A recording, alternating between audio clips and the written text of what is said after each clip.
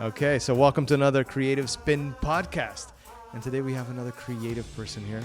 So this conversation will be interesting. We'll try to dig into the whole creative side, but also a little bit of the business side and how this all started. Casey Shea. Yes. So, we're just talking about how I should pronounce his last name. No, I get that all the time. I didn't want to ruin it, so I just this is how we went. Okay, so we'll be talking right after this.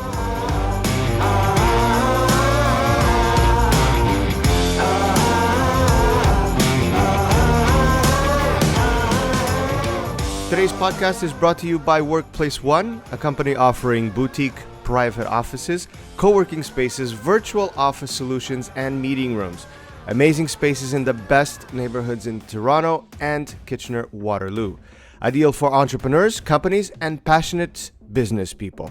These spaces provide a stimulating environment to build, network, and drive business. With 5 different locations in Toronto and 1 in Kitchener, Workplace One is definitely where you want to be with your business. For more information, just jump over to their website at workplaceone.com. Casey, welcome. Yes, thank you. Thanks for having me. No, thank you for showing up and displaying all this great artwork. For those of you who are just listening to the podcast, well, here's a good opportunity to jump over into our YouTube page and take a look at some of the artwork that we're going to be displaying from Casey. We met a couple of weeks ago. That's right. Which was a great opportunity there. We were at the Workplace One event down on Peter Street. You had you had quite a few of your pieces, your artwork there displayed. Yep. And actually, curiously enough, you were there, and I'm pointing at one of the drawings here. Because of one of the other companies that were there, yep. Creative Arts, Collective Arts, Arts. Sorry, Collective Arts, and one of your drawings actually ended up in one of their cans. Yep, it was on the Jam Up the Mash can for the Series 10, which was, I think it was in stores last October till January. Probably because I went back to see my collection at home because I've got a small little collection going on, and there you are. Nice, that's amazing. No, I always got a kick out of because people would post pictures of my can on their Instagram account and tag Collective Arts in it, and it was just a kick. I just got a kick out of seeing people like just holding it and showing it off on their own feeds. I thought that was really cool. No, and I think they have a really good thing going when it comes to displaying artwork in their cans, and it's been really fun for me as a collector. Yeah. I've always been involved with arts and the creative side of things. So when I started seeing these cans showing up with nice drawings and stuff, I'm like, wow, this is actually pretty cool. I'm starting to shop not for the flavor of the beer, but for the actual looks of the beer, which was kind of weird. That's what initially attracted me to the brand as well. Yeah. I'm just going into the liquor store and just looking at all the cans and seeing all the cool art. And I know my wife keeps saying I'm crazy because I keep choosing drinks based on the label.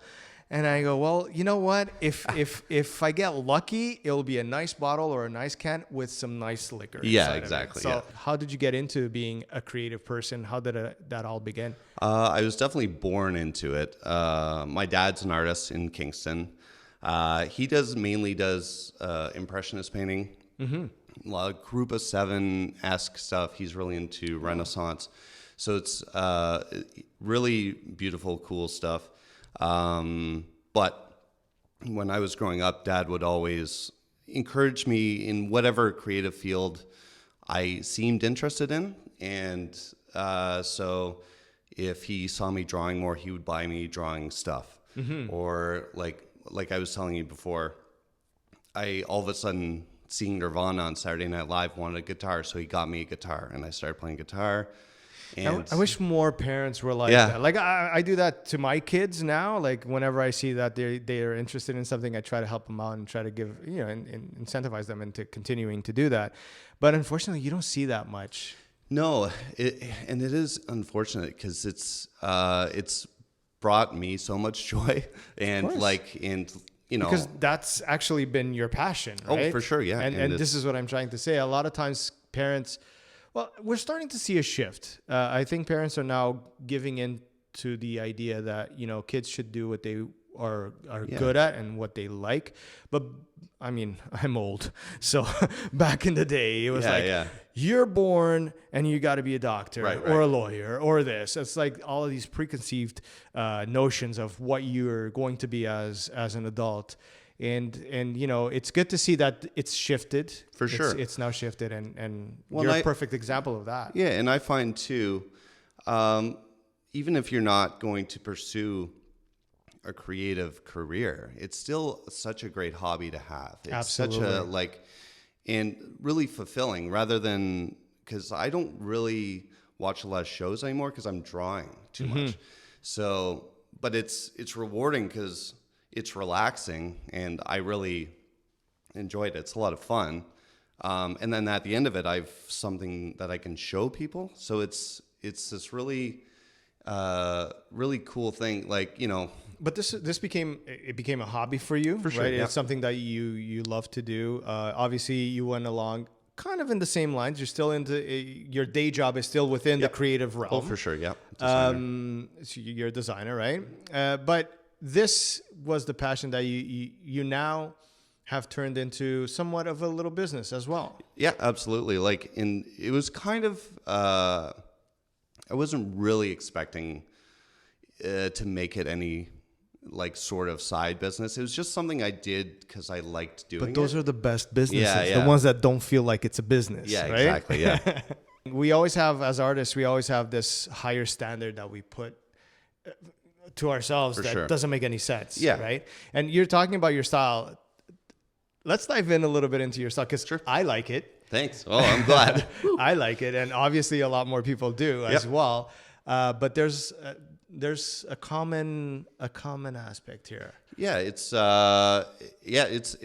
It's just kind of the aesthetic is. It reminds me a lot of the 60s and 70s horror movies. So I'm guessing that's the inspiration. Horror movies were a huge part of it, and so when I was a kid, I'd go to video stores. I was born in the 80s. Give me a break. Hey. I went to video you're stores. Talking to a 70s guy here. So yeah, I go to video stores, and there was something about the horror section that drew me in, and I can't really explain why, but I was just fascinated by it. And it might have been because my mom wouldn't let me watch them. Well, it was definitely because of that. Yeah. It's a forbidden thing, right? So I have to give my mom a bit of credit for that, because it actually fed my imagination. Because I would just pick these up and just basically look at the art, which was, if you look at a lot of old horror movies, it's a lot of art. It's just paintings. Actually, back then, I honestly, I love the posters from that era, 60s, 70s, 80s, because the poster said so much, right? And the artistry that was behind those posters were, I don't know, compared to today, I'm not saying they look bad. Yeah. It's just a different way of telling the story, right? Yeah, for sure. And because, now it's a lot of Photoshop work, which is, I do Photoshop work, so I'm not trying to slam Photoshop, but I love the artistry from 70s, 80s. It's really important, though, and then even on the last podcast, we were talking to Mihai about this. We're all of the opinion that people aren't giving themselves enough time for themselves. For sure, yeah. We live in a crazy society. Let's just say the truth is the truth. Oh it's crazy. We're running all the time, and there's things that need to be done yesterday, and it's always this whole pressure that we have on us. And finding what works for you is so important. And I think, the cliche thing is find what you love to do, right? Totally. And yeah, it's funny because sometimes people will say to me, they'll be like, how do you find the time to do that? And I'm like, I don't know. What do you do when you go home? You find the time. Yeah. They're like, well, I go down, I sit down, I watch TV for a few hours. And I'm like, well, that's where I find my time. Exactly. Instead of watching TV, I start drawing. Yeah. So yeah, but it is kind of funny how people kind of perceive that they don't have enough time, even though they probably do. But I know for a lot of people that I've talked to that it does seem like work to sit down and draw and do something. But for me, But if it's your passion, it's not work. It's just Yeah, and it's all about finding the time. I mean, we all come up with excuses. Oh, I can't do it now. I can't do it now. Right. But you know what? If you really, really had to, you will sure. find the time for that. Another thing, because we have quite a few, young entrepreneurs watching us, and we always try to bring in a little bit of the entrepreneurship. Sure. So everybody's example is good for a tidbit of information of a tip or a trick or just kind of going through the each and everybody's process here. You're currently, and then I was searching for you online to get a little bit more information about your artwork and all of that. And then one of the things that we were talking about is that you currently don't have a website, but we're talking about how that is not as important nowadays in a lot of aspects as it was before. You have your Instagram and you have your Etsy. Yep. Tell us a little bit about that process and why that's working for you. Yeah, well, well, like I was saying before, I did have a website before, and it was just kind of one of those things where I was like, I just don't know if this is doing anything. Why am I maintaining? Why am I still paying for this? Whereas I get more traffic on my Instagram, on my I've got a Facebook page, my Tumblr account. And an Etsy page. Because you know what? I honestly think when it comes to this kind of stuff, a website is just there. People have to actually go look for the website. For sure. While on social media, it goes to the public, goes to the audience directly. Yeah, and right? it's like with a page like Etsy, you can actually see where your hits are coming from. Yeah. So that's kind of interesting to see if I tag something horror movie. And I can see if someone saw that tag and found my site through that tag. So I think with just a regular website, people definitely have to be directed to it. I think, if you're like not a huge artist, then people would have to find out about it through you, and if they're going to find out about it online, it'll probably be through your social media. Yeah. One of the things that really kind of got me going with like a lot of traffic was I started doing pet portraits on the scratch board, which wasn't, I guess it's a little, maybe not as common as other mediums for pet portraits.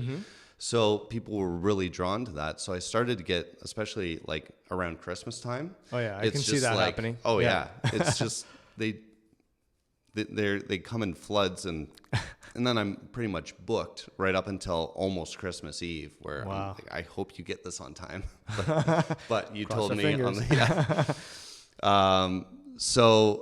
just kind of trying, kind of breaking out of my comfort zone and just taking new opportunities, doing like I do the spooky flea market for Rue Morgue, and that's just getting my stuff out there. I like there's the show called The Salon of Inclusiveness. So you definitely advise people to get out there. Yeah, just get sure. out. Get out there. Like Andrew that runs the Salon of Inclusiveness at Black Hat, that's a great show for someone who is maybe uncertain about